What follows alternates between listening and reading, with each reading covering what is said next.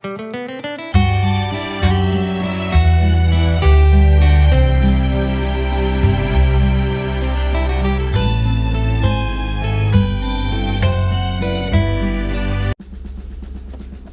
and good morning!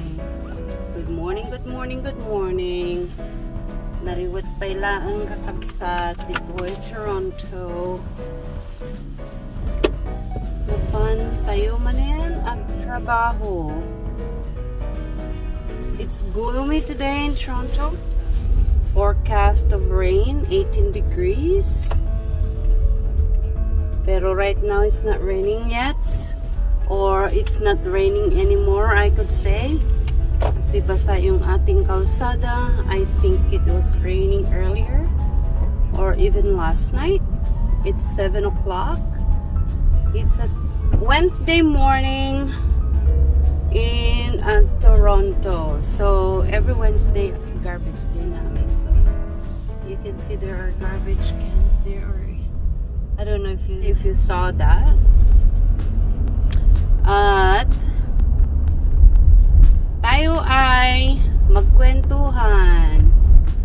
Ngayon,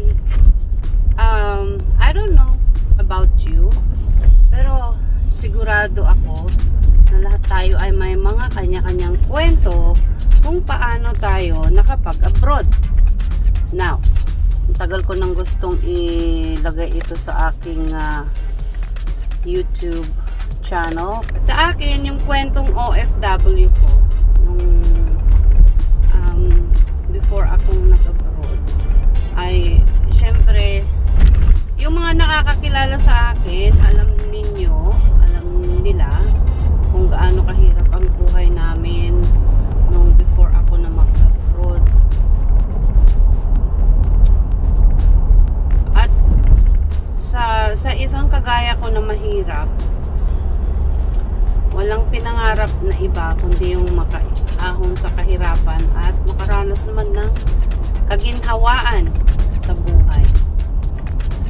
So, ayun, nag-decide ako. Minsan nag-uusap kami ng asawa ko. Sabi ko, hindi, sabi niya, siya palang nagsabi sa akin na ikaw na lang kaya ang mag-try na mag-abroad. So, sabi ko nga sige nga, mag-try ako. May mga anak na kami, nandyan na noon si Kambal. And they were almost 3 years old that time.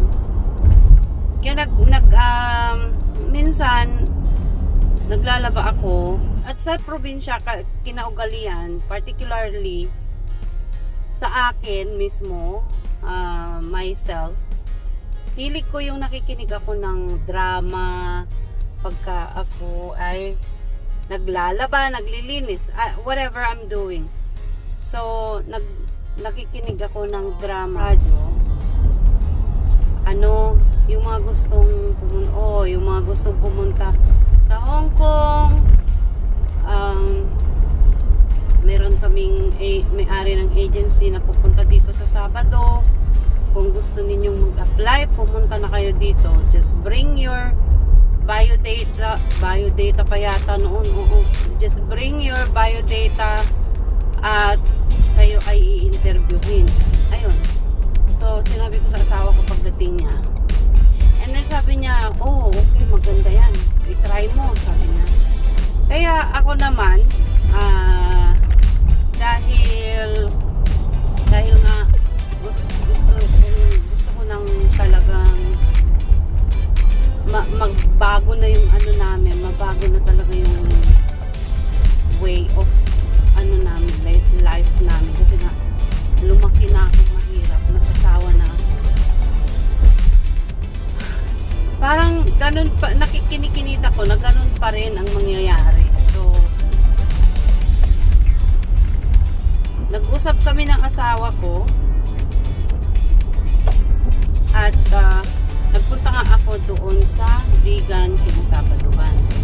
Now, that was February nung narinig ko yung advertisement na yun sa video. At guess what? Sorry, yes, DJ. After a week, bumalik yung agent na yun sa office niya sa Maynila, tumawag siya sa akin.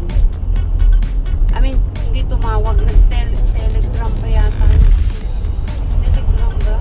Yeah, I think it was Telegram. 1998 yun eh.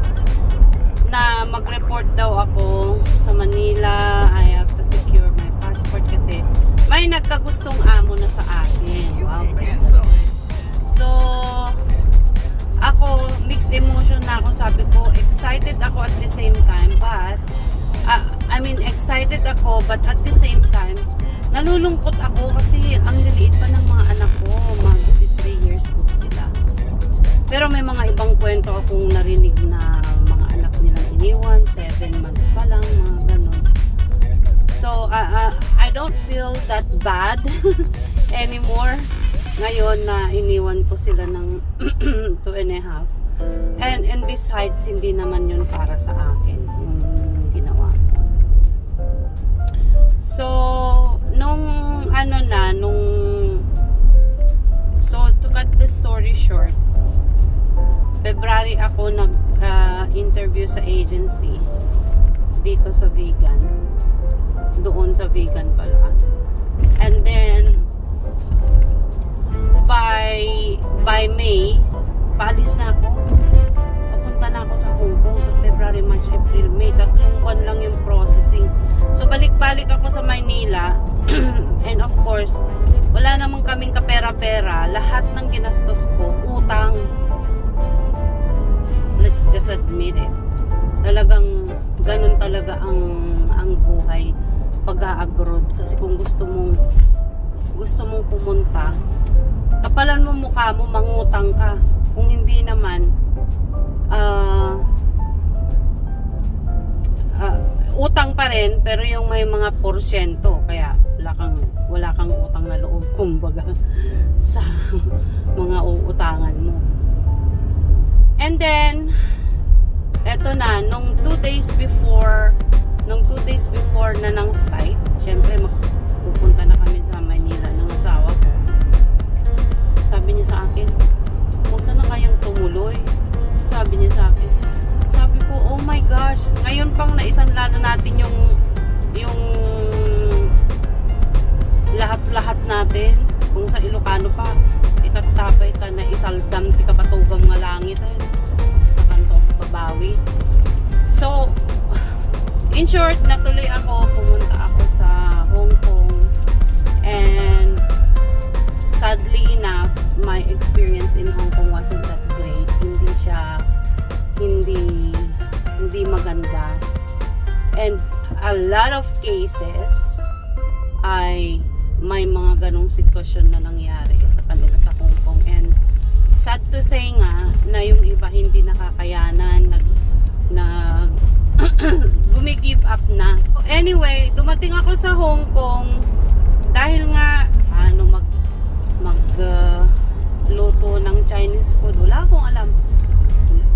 Sino ba naman ang pupunta sa Hong Kong na alam agad kung paano magluto ng Chinese food? Lalo na kung bago ka lang pumunta doon. Eh, itong mga inchik, gusto nila, alam mo na lahat. Kung baga ganun. Pero, yung amo ko doon noong una, ay pinapalinis niya ako doon sa kanyang office. Eh, mas malaki pa yung ano ba to? Hindi naman mas malaki. Mas marumi pa yung office niya kaysa dun sa bahay niya. Kaya naman, minsan, binabasa ko yung contract ko. Eh, sabi doon, you can only work for the person that is stated in the contract. So, ibig sabihin, binibreach niya yung contract namin na hindi niya sinusunod kung ano yung nakalagay doon na doon lang ako sa bahay niya magtatrabaho. Tapos, ay siya, nakita ako ng amo kong lalaki na binabasa ko nga yung contract. Alam niyo ba ang ginawa niya? Inunahan niya ako ng termination letter. Kasi, siguro natatakot siya na magsusumbong ako sa immigration or, sa immigration. Gawa ng, yun nga, hindi tama yung kanyang ginagawa. At pagkatapos, syempre 3 weeks pa lang ako that time sa Hongkong. Tinerminate na ako ng amo ko. Oh my gosh, paano na yan? Dami ko pang utang, hindi ko pa nga nasisimulan kung tutuusin. Kaya, at pag tumatawag ako noon sa Pilipinas, asawa ko, every Sunday, yung 3 Sunday na yon na day off ko dun sa unang amo ko. So yung una, hindi ako makapagsalita dahil iyak lang ako ng iyak. Wala akong sinasabi kundi umiiyak na lang ako. Sabi ng asawa ko, umuwi ka na lang kung ganyan ka rin lang dyan, sabi niya sa akin. Pero ang sa isip, ang gusto ng puso ko, umuwi na ako kasi namimiss ko na sila, yung mga anak ko lalo na si Kambal. Pero at the back of my mind, parang no, hindi pwede kasi wala ka pang na-achieve, wala ka pang na-accomplish, parang ganon sa akin. Wala pa akong na-accomplish. Hindi pa nga ako nakakapagbayad ng utang ko. So, yun ang nag-drive sa akin para manatili doon. And sa mga nasa Hong Kong na nagpalit ng amo or na-terminate na nagpalit ng amo, alam ninyo kung gaano kahirap maghanap ng amo. Ewan ko lang ngayon pero that time, that was 1998. No, 1999 na. Ay, hindi, 98 pala. 1998 pa rin. Kasi nga, 98 ako dumating ng May. Na-terminate ako after 3 weeks sa 1998 pa rin. So, 1998, medyo mahirap maghanap ng amo. Pero ang ano ko sa akin noon, I was always like very positive. Kahit pa ganun ang nangyari sa akin na na-terminate ako, very hopeful ako na makahanap ako ng mas magandang amo. And I was just a new Christian then. Bagong-bagong Kristiyano pa lang ako that time. Bagong-bago ako sa, sa born again Christian community. At hindi naman iyon religion, kundi relationship lang talaga sa Panginoon.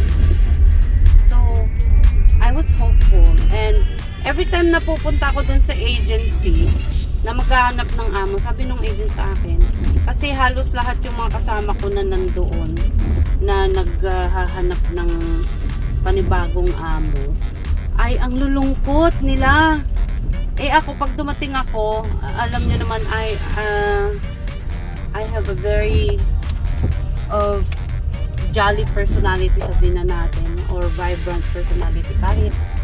Kahit at the worst of a situation, I find something positive to look for, to look at, kumbaga na hindi, it's not the end of the world kung nangyari man yun. So, ganun. Now, sabi nung agent sa akin, cheer up everyone. Why don't you, sabi niya, why don't you be like Brenda? She's always happy. I'm pretty sure, sabi niya ganyan, I'm pretty sure she will find an employer because she's very happy, sabi. So, ako naman, just because she was saying that, I was so hopeful. At salamat dun sa agent na yon kasi nga I've kept my positivity at nakaka-influence pala yun sa ibang tao. Now, unfortunately, hindi naman ako nga doon nakakuha ng amo, kundi doon din sa kaibigan ko. So, ang daming hirap na pinagdaanan ko sa Hong Kong. Tuloy natin yung kwentuhan natin bukas, okay? So, stay with me. Share my videos. Like. and subscribe. I hope that along the way we learn something na maganda, makakatulong sa ating mga buhay-buhay. Kaya stay tuned lang kayo sa mga darating ko pang videos, mga new videos to come. Stay safe everyone. Have a good day. Bye-bye.